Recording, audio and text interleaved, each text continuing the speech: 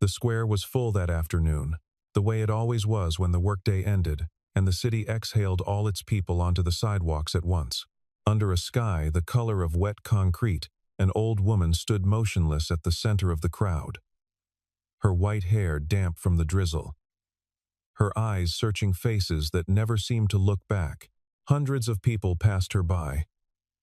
Some glanced and looked away. Some stepped wide around her, as though she were a puddle they did not want to walk through. Nobody asked if she needed help. Only one man stopped, a maintenance worker on his way home, a single father who had learned long ago that some moments cannot be walked past.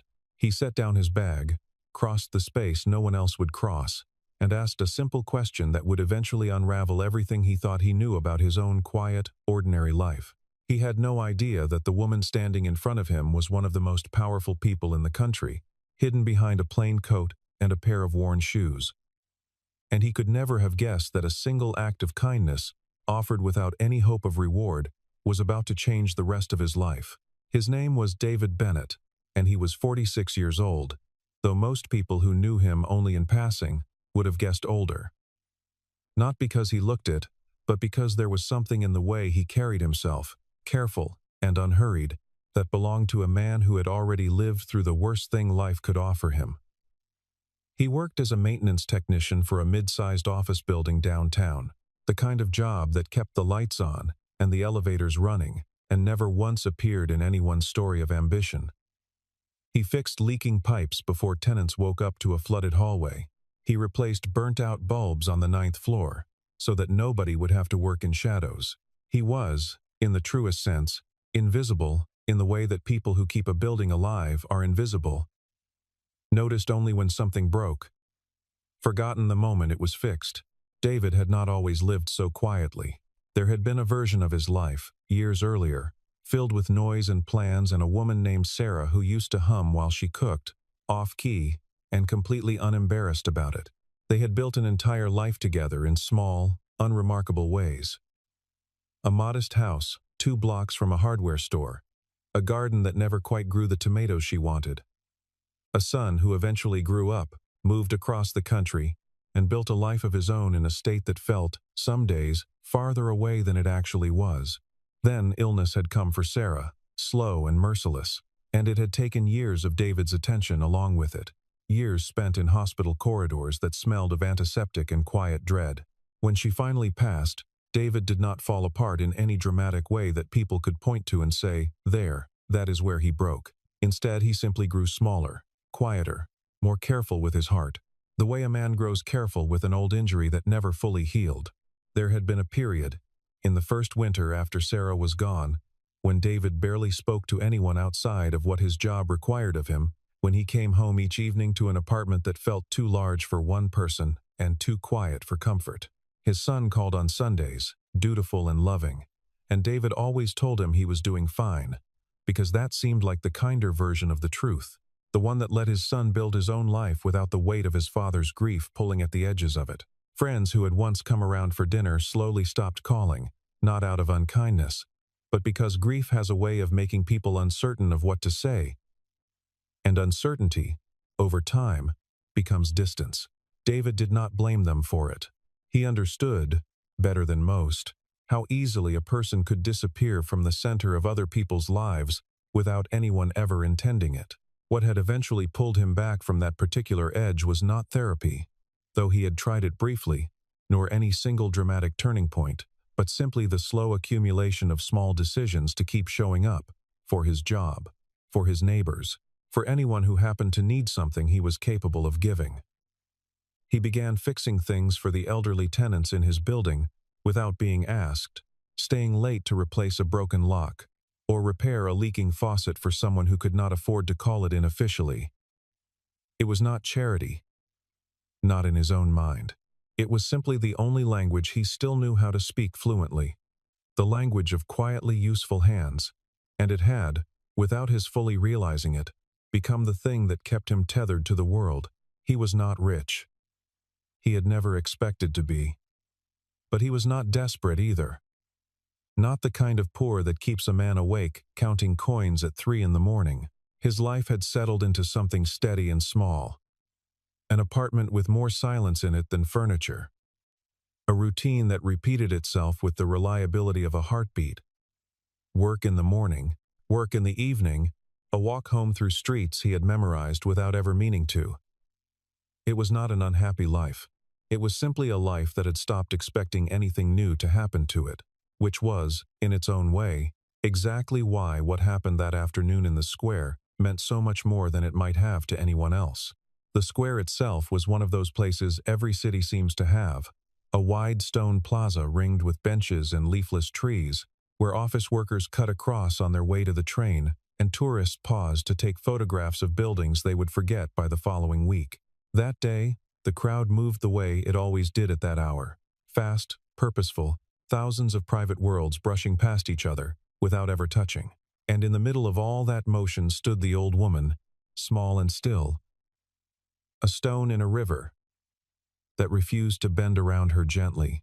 She wore a plain gray coat, the kind that could have belonged to anyone, buttoned all the way to her chin against the cold, and her shoes were sensible and worn at the heel, in a way that suggested years of walking rather than years of wealth. In her hand, she held a piece of paper, folded and refolded so many times that the creases had gone soft, and her eyes moved from face to face with the particular kind of hope that only comes from someone who has already been disappointed several times in the last few minutes. She looked, to most of the people walking past her, like exactly what she appeared to be, an old woman who had wandered somewhere she did not belong. Somebody muttered under their breath that someone should call the police. Somebody else, not unkindly but not kindly either, said she looked like she might be homeless, and picked up their pace as though homelessness were something contagious that could be avoided with enough speed. A young couple laughed at something on a phone screen and walked directly past her, close enough that the woman's coat brushed against the man's sleeve, and neither of them so much as turned their head. It was not cruelty exactly, not the kind with teeth in it.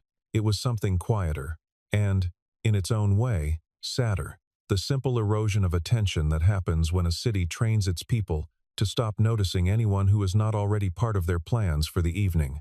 A businessman in a dark overcoat slowed for just a moment, long enough to glance at her over the top of his phone, and then decided, visibly, that whatever this was, it was not his responsibility to solve. Two teenagers on bicycles swerved around her without slowing at all, laughing about something unrelated.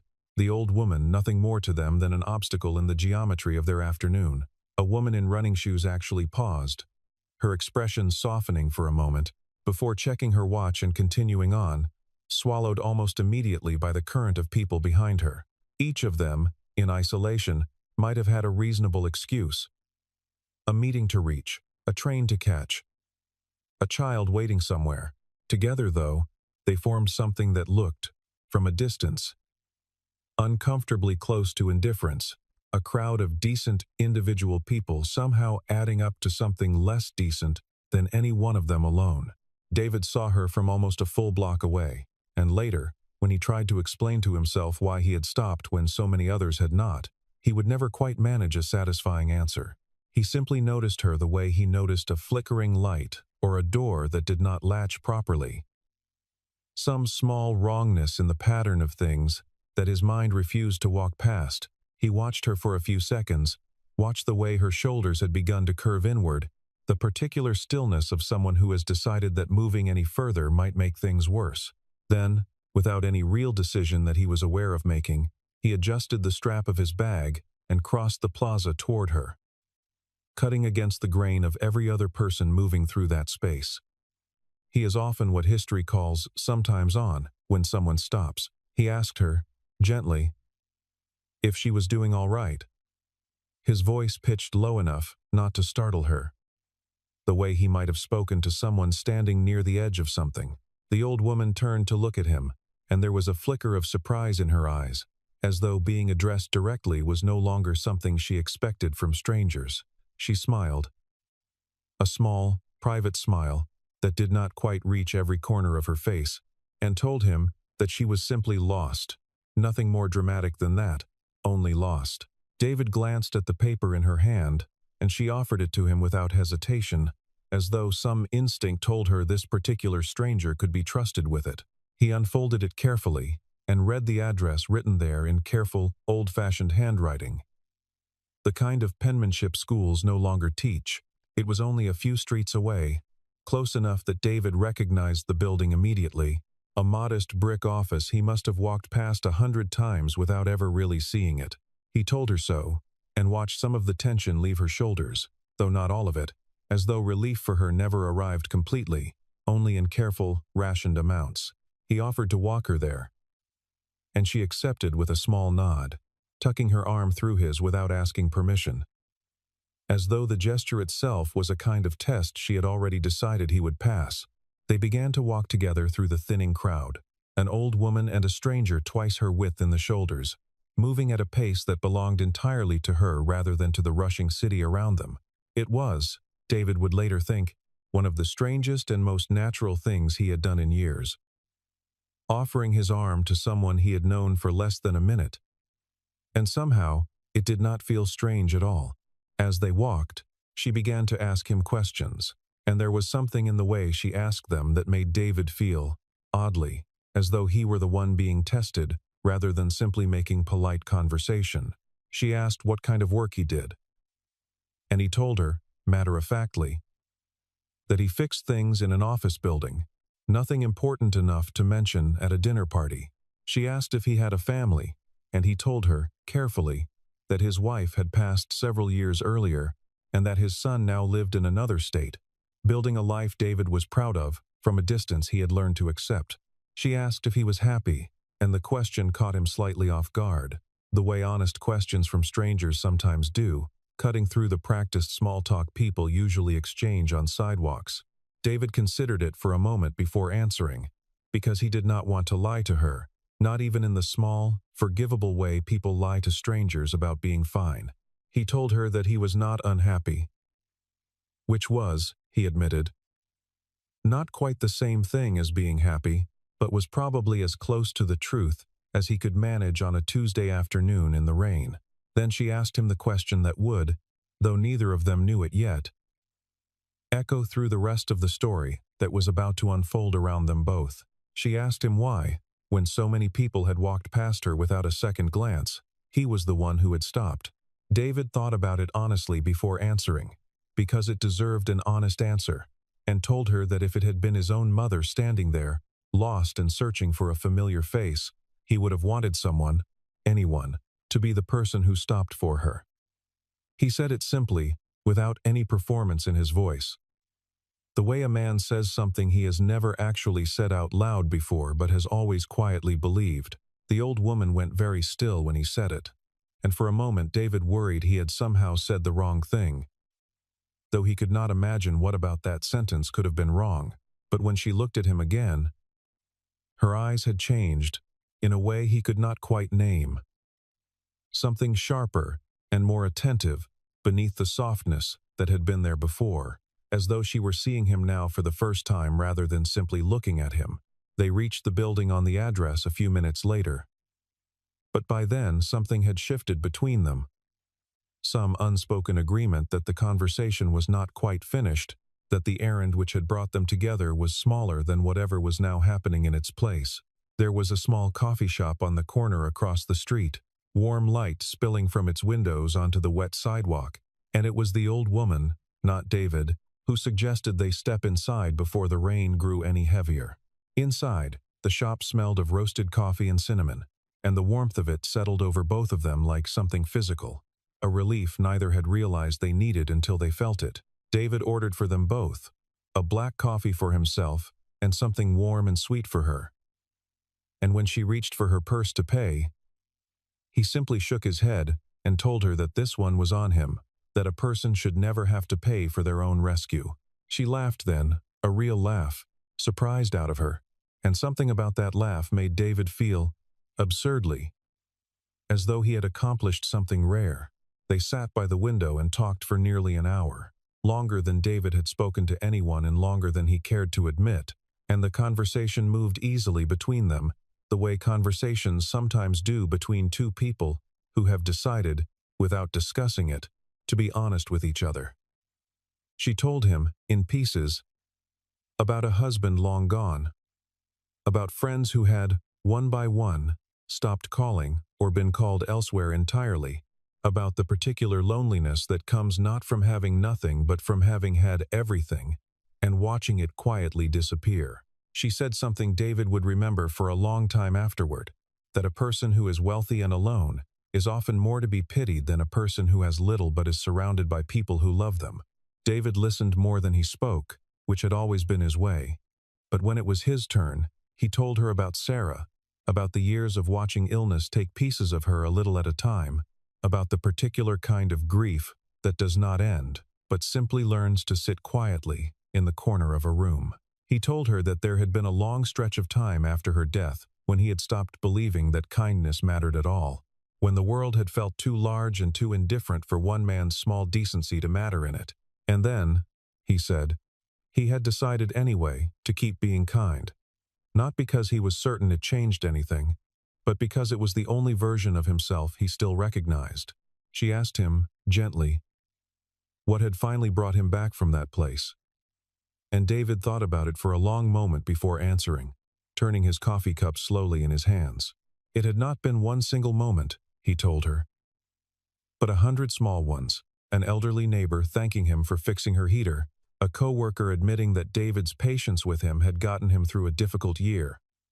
Small proofs, gathered slowly, that his presence in the world still mattered to someone even if it no longer mattered to himself. He said that grief, in his experience, was not something a person defeated so much as something they learned to carry differently, until one day the weight had simply become a part of how they walked. Eleanor nodded slowly at that, and something in her face suggested she understood the sentiment more intimately than David could have known.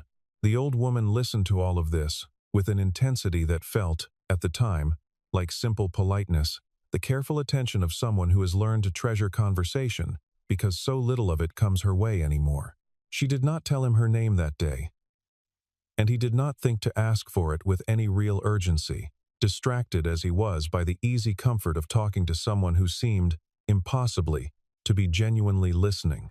When the rain eased and the light outside began to fade toward evening, she rose from her seat, thanked him with a warmth that felt heavier than the words themselves, and told him that she hoped their paths would cross again.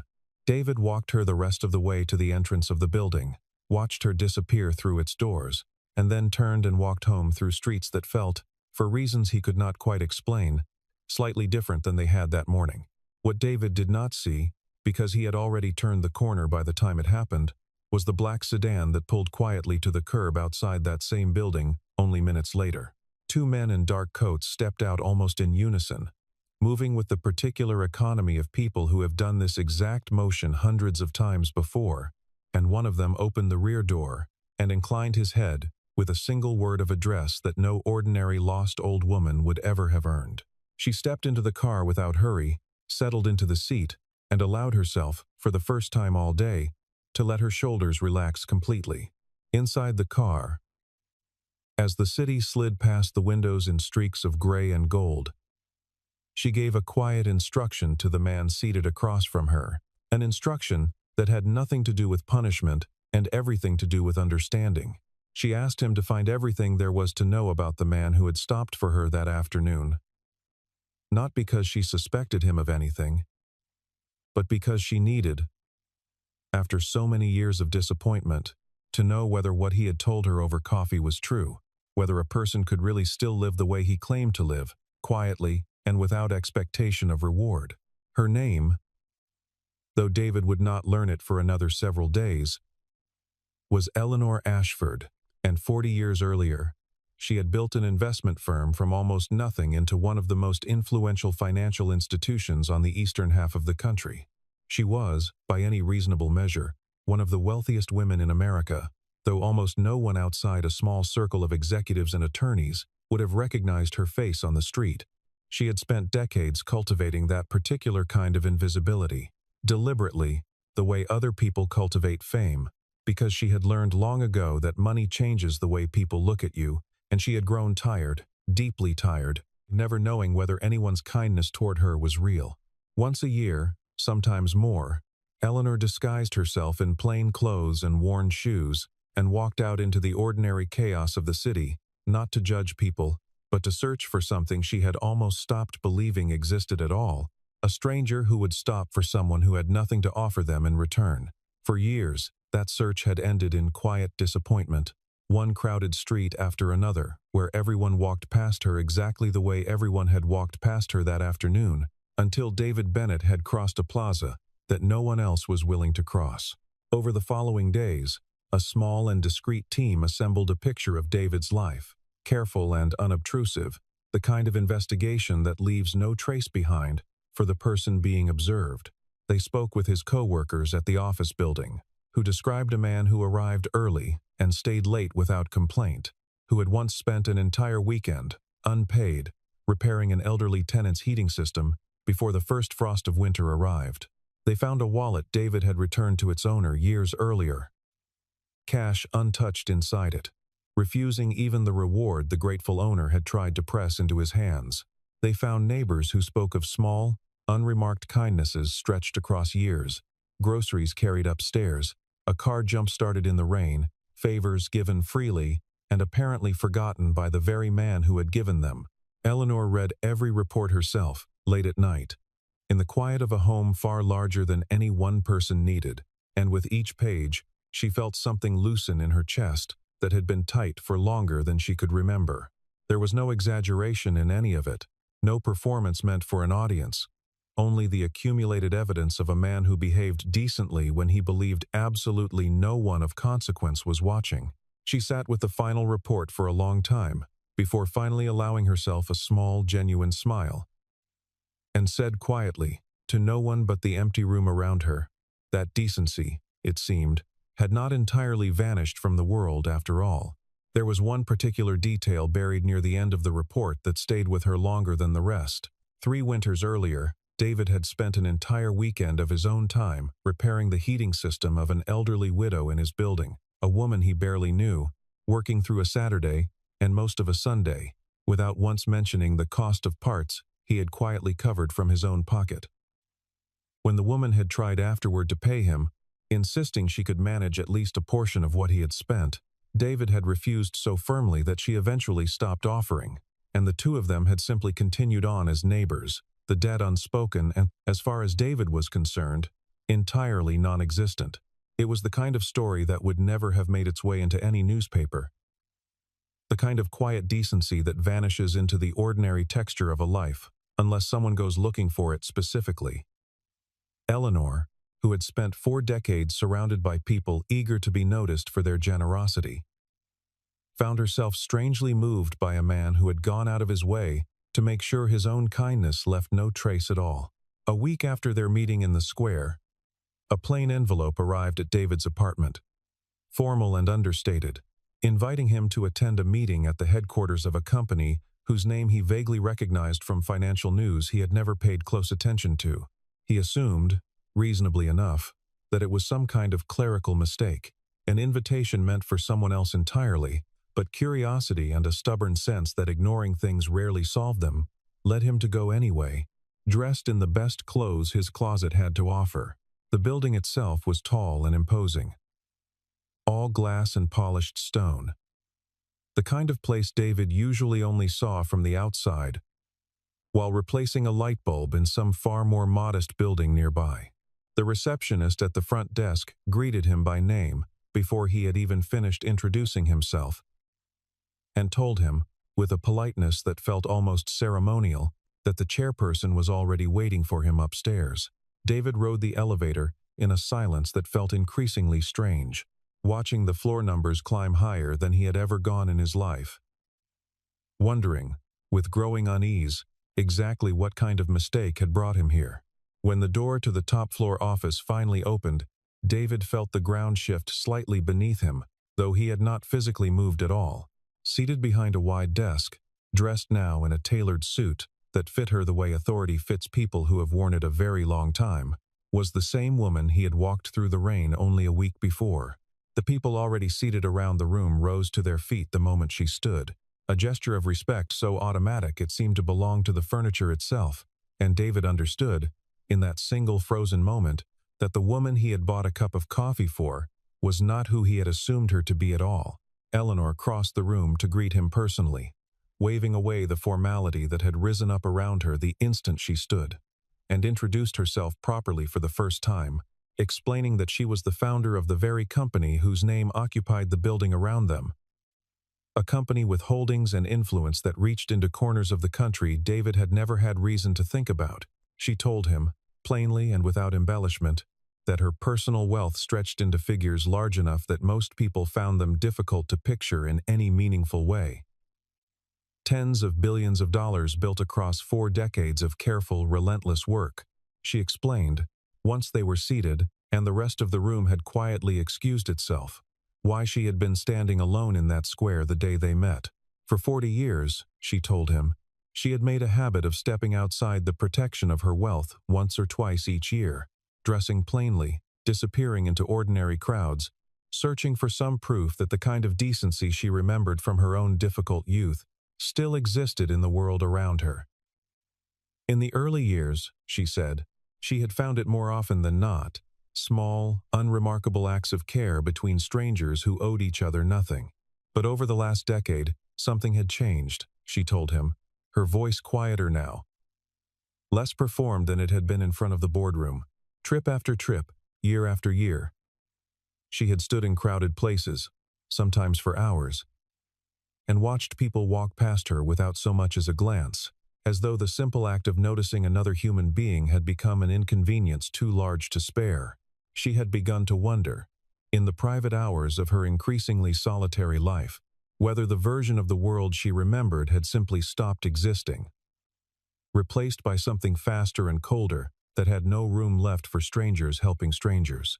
She told him about the years before her wealth, years he could never have guessed at from the polished office around them, a childhood spent watching her own mother work double shifts just to keep food on a small table, a young woman who had built her first small investment fund out of borrowed money, and a stubborn refusal to fail. Kindness, in those early years, had not been an abstract idea to her, but a daily necessity. Neighbors who had watched her as a child while her mother worked, a shopkeeper who had once extended credit to her family through a difficult winter without ever mentioning it again. She had built her fortune, in part, on the belief that the same decency which had carried her own family through hardship still existed everywhere, waiting to be noticed. Watching that belief erode slowly over 4 decades, she admitted, had cost her more than any single financial loss ever had. David listened to all of this with the particular stillness of a man trying to absorb something too large to process all at once. And when she finally paused, he told her, honestly, that he did not feel he had done anything worth this much attention. He had simply helped a woman who looked lost, he said, the way he hoped someone would help his own mother if she were ever standing in the same place, confused and searching for a familiar face among strangers. It was a small thing, he insisted, not something that deserved a private audience with a woman whose name appeared in financial headlines. Eleanor shook her head slowly, and there was something in her expression that David could not immediately name. Something between gratitude and relief, so old it had almost calcified into disbelief. She told him that he had not simply helped one lost woman on one ordinary afternoon. He had, in some quiet and unglamorous way, restored something in her that she had genuinely feared was gone for good, her belief that basic human kindness could still exist without any expectation of reward standing behind it. It was then that she made him an offer that David could not, at first, fully believe he had heard correctly. She told him she did not want to give him money, not as a gift and not as payment for a debt she felt she owed him, because money, she said, had a way of cheapening the very thing it was meant to honor. Instead, she wanted him to take on the leadership of a new charitable foundation she intended to build from the ground up, one devoted entirely to supporting elderly people living in isolation, people who, like her, had learned what it felt like to stand in a crowd and be seen by no one at all. David's first instinct was to refuse, and he told her so plainly, explaining that he had no formal education in finance or nonprofit management, no experience running anything larger than the small maintenance team he occasionally supervised at work. He was, he told her honestly, simply a man who fixed broken things in an office building, not someone qualified to run an organization that would eventually touch thousands of lives. Eleanor listened to his objections without impatience, and when he finished, she told him, with quiet certainty, that she was not looking for a resume. She was looking for a heart she could trust, and credentials, she said, were something that could always be taught. Character, on the other hand, could not. The board of directors, when informed of her decision in the days that followed, did not receive it warmly. Several senior executives argued privately, and a few not so privately, that placing an untested outsider at the head of a major new initiative was reckless, no matter how compelling the story behind his selection might be. They pointed to his lack of formal experience, his absence of any background in charitable administration, the sheer size of the responsibility being handed to a man who had, until recently, spent his days replacing air filters and unclogging drains. Eleanor listened to every objection calmly, the way she had listened to objections for 4 decades, and then reminded the room, without raising her voice even slightly, that the company already employed no shortage of brilliant, highly credentialed people. What it had always lacked, she said, was someone whose kindness had already been tested by life itself and had not failed. One board member, an older man who had worked alongside Eleanor since nearly the beginning of the company, asked her privately, after the meeting had ended, whether she was certain she was not simply being sentimental, whether gratitude toward a stranger who had once helped her was clouding her judgment about something as significant as a new foundation. Eleanor considered the question seriously, because it deserved to be considered seriously, and told him that sentiment and judgment were not always opposites the way people like to assume. She had spent 40 years building an organization run entirely on careful calculation, she said. And it had made her wealthy but had done very little, in the end, to make her less lonely. Perhaps, she told him, it was time to trust a different kind of instinct for a while, one that had nothing to do with quarterly projections and everything to do with the kind of person she wanted standing at the center of something, meant to help people who had nowhere else to turn. David accepted the position eventually, not out of ambition, but because something in him recognized that walking away from this particular chance would be its own kind of quiet cowardice, a refusal to answer a door that had, against every reasonable expectation, opened directly in front of him. The early months were harder than he had imagined they would be, long days that stretched from early morning until well past dark, an unfamiliar world of budgets and outreach programs and meetings, filled with language he had to learn almost from scratch. He made mistakes, plenty of them, and there were nights he returned to his small apartment utterly exhausted, wondering whether Eleanor had simply made a well-intentioned error in judgment. But David approached the work the only way he knew how to approach anything, with patience and with a willingness to actually show up in the places other people preferred to observe from a comfortable distance. He visited elderly residents in their homes personally, sat with them for hours at a time, listened to stories that had gone untold for years simply because no one had ever thought to ask. He redesigned the foundation's outreach so that resources went directly to the people who needed them most, rather than disappearing into administrative overhead, the way so much charitable funding quietly does. Where the foundation had once been an idea on paper, it slowly became something people in struggling communities began to recognize by name, being associated not with distant wealth but with a man who actually returned their phone calls. Letters began arriving at the foundation's offices in growing numbers, handwritten notes from people whose lives had been touched in small, specific ways. A widow whose heating bill had finally been paid through the winter, a retired teacher who received a visitor twice a week, after years of speaking to almost no one, a man in his 80s who said simply that someone had finally asked him how he was doing and had actually waited to hear the answer. The company's reputation, already strong in financial circles, began to shift into something warmer in the eyes of the public, an institution known now not only for its returns but for the quiet, consistent good it was doing in places the wider world rarely bothered to look. Slowly, the very board members who had once doubted David's suitability for the role began, one by one, to change their minds. Watching the numbers rise alongside something less quantifiable but no less real, they came to understand, gradually and then all at once, that Eleanor had never actually been choosing an employee at all. She had been choosing a set of values and had simply been patient enough to wait for the right person to carry them. David kept every letter he received, filed carefully in a drawer of his desk, rather than passed along to some archive he would never see again. And on difficult days, when the paperwork felt heavier than the purpose behind it, he would take a handful of them out and read through the careful, sometimes shaky handwriting of people who had wanted him to know that his work had reached them. He never grew comfortable with the scale of what he was now responsible for, the budgets with more zeros than he had ever expected to see attached to his own name. The meetings where his opinion carried weight, he still privately felt he had not entirely earned, but he grew steady in it. The way a man grows steady in any work he actually believes in. And steadiness, it turned out, was worth more to the people the foundation served than polish ever could have been. A full year after that rainy afternoon in the square, David had become the permanent executive director of the foundation, a title he still wore with a kind of quiet disbelief, as though it belonged to someone else and had simply been lent to him for a while. Tens of thousands of elderly people across the region had been reached in one way or another by the programs he had built. Some with financial support, many more with something harder to measure but just as necessary, regular visits, phone calls, the simple assurance that someone out there had not forgotten them. On a cool afternoon that felt, in its gray stillness, almost like an echo of the day they had first met, Eleanor and David returned together to the same square where it had all begun. They stood near the same spot, more or less, watching the crowd move past in the same hurried, self-contained way it always had, thousands of private lives brushing against each other without ever quite touching.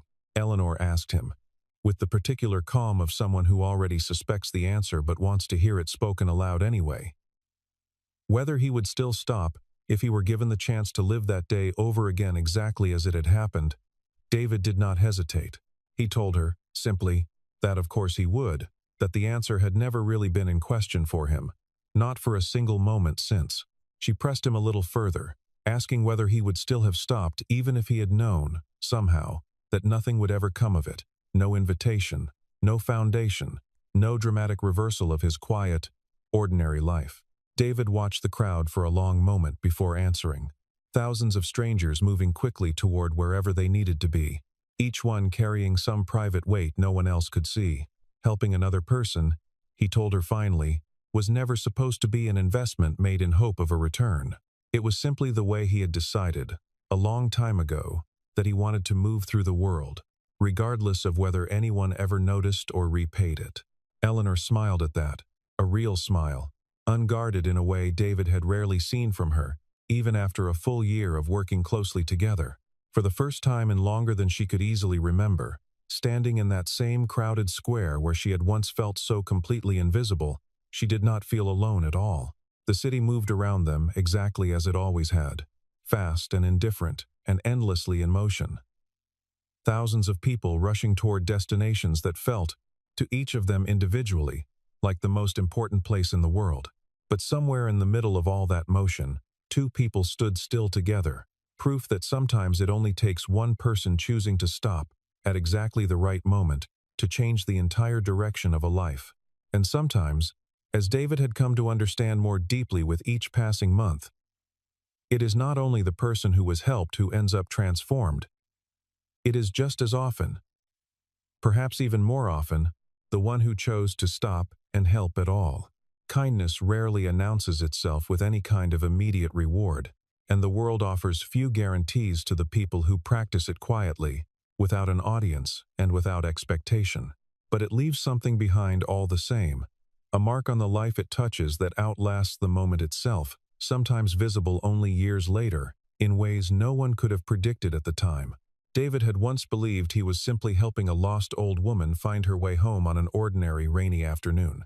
What he had actually done, though he could not have known it then, was change the direction of two entire lives at once, hers and his own, and prove, to a woman who had almost stopped believing it, that a stranger will still stop, even now, even when nothing is asked of them in return.